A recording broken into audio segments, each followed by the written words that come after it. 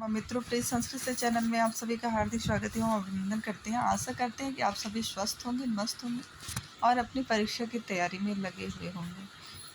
जो अभ्यर्थी सीटेट की परीक्षा में सम्मिलित होने जा रहे हैं अभी, जो कि 7 जुलाई को है, उन अभ्यर्थियों को सबसे पहले मेरी ओर से ढेर सारी शुभकामनाएं। ऐसे अभ्यर्थी ईश्वर इनको सफल करे, अच्छे अंकों के साथ उत्तीर्ण हो। इसी शुभकामना के साथ आज के प्रैक्टिस सेट की शुरुआत कर लें। प्रैक्टिस सेट शुरू करने से पूर्व छोटा सा अनुरोध है, यदि आपको लगता है कि मेरे चैनल के द्वारा आप सभी को थोड़ा बहुत लाभ हो रहा है तो चैनल को लाइक, सब्सक्राइब एवं शेयर अवश्य करें। जो प्रश्न हम लेकर उपस्थित होते हैं वे किसी भी परीक्षा में जहाँ पे संस्कृत पूछी जा सकती है, उन सभी परीक्षाओं के लिए उपयोगी हैं। तो चलिए हम लोग प्रश्नों को हल करते हैं। प्रश्नों की बहुत विस्तृत व्याख्या नहीं करेंगे, संक्षेप में व्याख्या करते हुए उनके उत्तर तक हम लोग पहुँचेंगे। प्रश्न संख्या 23 कह रहा है कि सरस्वती का पर्यायवाची शब्द है। तो सरस्वती का पर्यायवाची शब्द ब्राह्मी है, क्या गी है या विधात्री? तो देखिए, जो सरस्वती माता है उनको ब्राह्मी भी कहते हैं, उनको गी भी कहा जाता है, विधात्री भी कहते हैं और उपर्युक्त सभी। तो इसका मतलब जब तीनों सही है तो प्रयुक्त सही हो जाएगा। चलिए अगले प्रश्न पर आते हैं। प्रश्न संख्या 24। प्रश्न संख्या 24 देखिए, यहाँ पे इकाई दहाई सैकड़ा हजार, इकाई दहाई सैकड़ा हजार, 10,000, लाख। लाख का है, कॉमा यहाँ लगना चाहिए, कॉमा इधर लग गया है।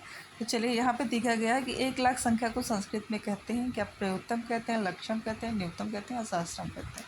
तो सहस्त्रम का मतलब होता है 1000, है ना।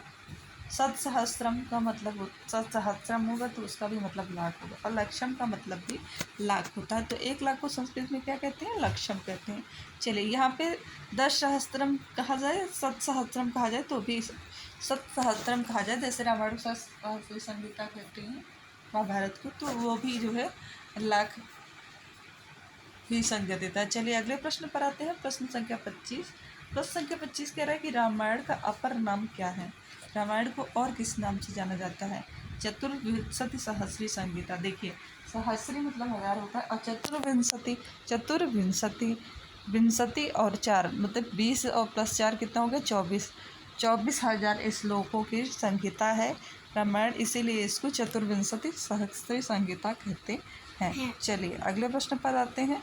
प्रश्न संख्या 26। प्रश्न संख्या 26 कह रहा है कि यम नचिकेता का संवाद प्राप्त होता है ईशावास्योपनिषद में, कठोपनिषद में, तैत्तिरीयोपनिषद में या केनोपनिषद में? तो जो हमारे उपनिषद हैं उनमें से कठोपनिषद है जिसमें यम और नचिकेता का संवाद प्राप्त होता है। तो आपका ऑप्शन नंबर बी यहाँ पर सही होगा। चलिए अगले प्रश्न पर आते हैं। प्रश्न संख्या 27 जो कि शिक्षण से संबंधित प्रश्न है। भाषा कौशल का सही क्रम है भाषण कौशल, श्रवण कौशल, लेखन कौशल, फिर पठन कौशल। श्रवण कौशल, भाषण कौशल, पठन, फिर लेखन। श्रवण कौशल, भाषण कौशल, लेखन कौशल, पठन कौशल, फिर है श्रवण, लेखन, पठन, भाषण। तो आप देखिए, सुबो सुबोपली, ये याद करिए, सुबोपली। तो आपको जो ये कौशल का सही क्रम है भाषा कौशल का, याद रहेगा। सु से मतलब पहले बच्चा सुनता है। हमारे घर में कैसे बोल रहे हैं लोग, जैसे हम बोलते हैं उसी हिसाब से बच्चा पहले सुनता है, सुनने के बाद उसको बोलने का प्रयास करता है। तो पहले सुनना होता है, फिर बोलना होता है, फिर पढ़ना होता है, क्योंकि बच्चे को पहले पढ़ाया जाता है का, खा, ये सब बताया जाता है, फिर उसको लिखना सिखाया जाता है। तो भाषा कौशल का वो सही क्रम जो है आपका, देखिए बी वाले में सही है। श्रवण, भाषण, पठन और लेखन। आपका ऑप्शन नंबर बी सही हो जाएगा। अगर ये आप याद कर लेंगे सुबोपली तो इससे कभी भूलेगा नहीं। चलिए प्रश्न संख्या 28 कह रहा है, जो कि शिक्षण से संबंधित प्रश्न है।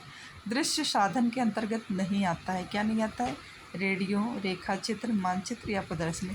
तो देखिए, जो रेखा चित्र होता है उसको भी हम लोग देखते हैं, प्रदर्शनी को भी देखते हैं, मानचित्र को, लेकिन रेडियो को देखा नहीं बल्कि क्या किया जाता है? सुना जाता है। तो ये दृश्य साधन के अंतर्गत नहीं आता है। ऑप्शन नंबर ए आपका सही हो जाएगा। चलिए अगले प्रश्न पर आते हैं। प्रश्न संख्या 29।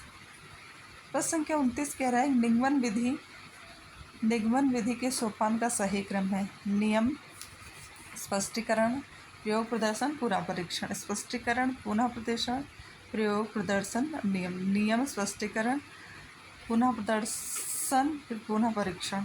नियम, प्रयोग, प्रदर्शन व स्पष्टीकरण पुनः तो सबसे पहले देखिए निगमन विधि में पहले नहीं आ रहा था, इसका मतलब है पहले इसमें नियम बताया जाता है, तो जहाँ पर नियम नहीं वो पहले काट दीजिए। देखिए ऑप्शन नंबर बी में स्पष्टीकरण पहले दिया तो सबसे पहले ये काट दीजिए। तो यहाँ पे पहले नियम बता करके उसकी व्याख्या की जाती है। तो यहाँ पे आपका जो बेटा नियम बताएंगे, जैसे कोई नियम बताया कि कोई सूत्र बताया संस्कृत का अकस्मण दीर्घ, फिर उसको स्पष्टीकरण किया कि अ के बाद यदि अक प्रत्याहार के बाद यदि समांस स्वर आता है तो उसका दीर्घ हो जाता है। फिर प्रयोग करके बताते हैं कि जैसे विद्या धनालय, फिर पुनः परीक्षण करते हैं। तो आपका ऑप्शन नंबर क्या सही हो जाएगा? ऑप्शन नंबर ए आपका यहाँ पर सही हो जाएगा। चलिए अगले प्रश्न पर आते हैं, ये भी शिक्षण से संबंधित प्रश्न है।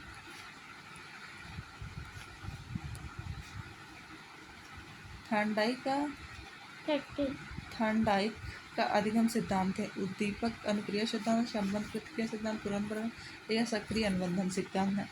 तो थार्नडाइक का संबंध सिद्धांत तो है नहीं, पुनर्बलन भी नहीं। पुनर्बलन किसका है? बेटा ना थार्नडाइक का है ना इनका है। तो आपका जो ये है थार्नडाइक का सिद्धांत जो है वो उद्दीपन का सिद्धांत है ना, उद्दीपन का सिद्धांत है। उद्दीपन के रूप में बिल्ली वाला प्रयोग जो हुआ था। तो आपका ऑप्शन नंबर ए सही हो जाएगा। और जो अभ्यर्थी पीसीटी और या यूपीटेट इत्यादि की तैयारी कर रहे होंगे उन्होंने साइकोलॉजी में पढ़ा होगा इन सारे लोगों को, थार्नडाइक को और कोहलबर्ग को, इन लोगों को पढ़ा होगा, तो इनके सिद्धांत के बारे में वो अच्छे से जानते होंगे। तो चलिए अब यहीं पर प्रश्न हमारे समाप्त हो रहे हैं। फिर मिलेंगे नए प्रश्नों के साथ, नए जोश के साथ, नए उमंग के साथ। ईश्वर से प्रार्थना है कि आप जिस भी परीक्षा की तैयारी कर रहे हैं वहाँ ईश्वर आपको सफल करें, अच्छे अंकों के साथ उत्तीर्ण करें। उत्तीर्ण ही नहीं, किसी एक विद्यालय में आप अपने एक पद को ग्रहण करें। ऐसी शुभकामना के साथ यहीं पे विराम देते हैं। नमः संस्कृताय, नमो नमः। मित्रों